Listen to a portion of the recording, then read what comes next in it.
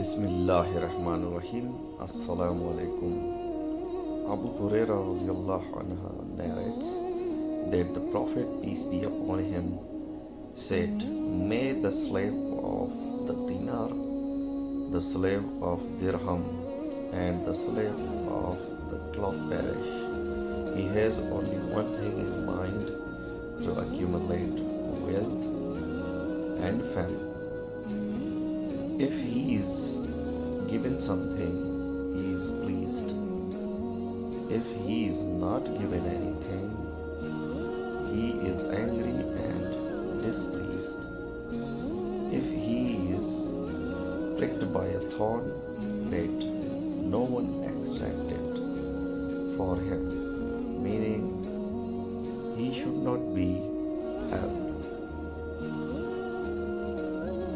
when he is difficulty.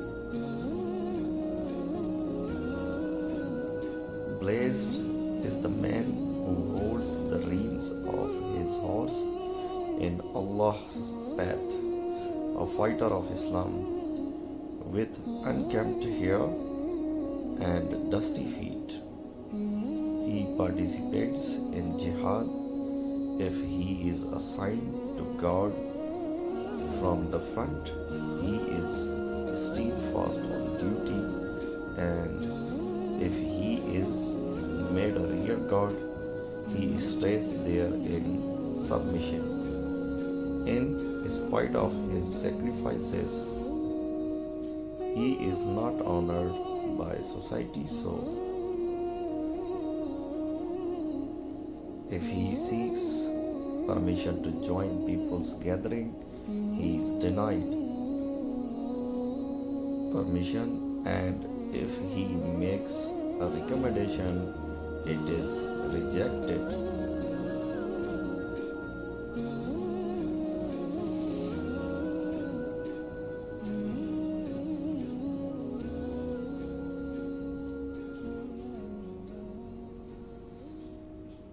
Abu Sa'id Khudri radhiyallahu anha narrate that the Prophet, peace be upon him, said, "Of the things that I fear for you after me is the beauty and glamour of the world." One man asked, "O Prophet of Allah, shall good bring evil with it?" He wished to know of blessing to put them to trial and disobedient.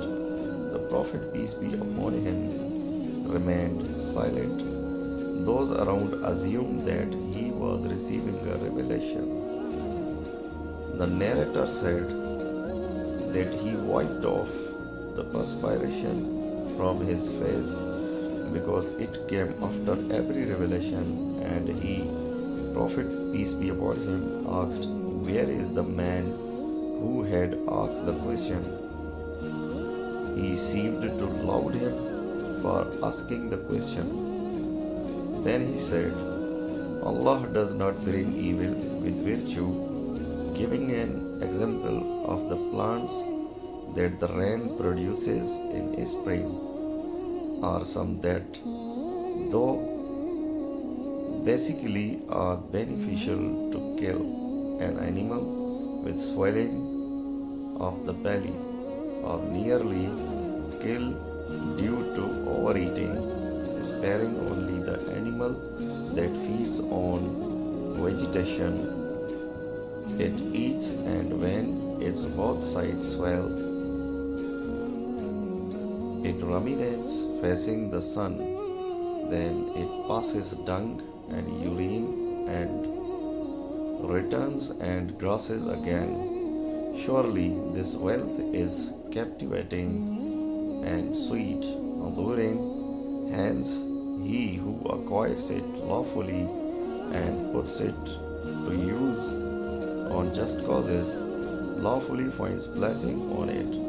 But he who acquires it without right unlawfully is like one who goes on eating but never satiated, and the wealth and property will stand witness against him for his extravagance and greed on the day of resurrection.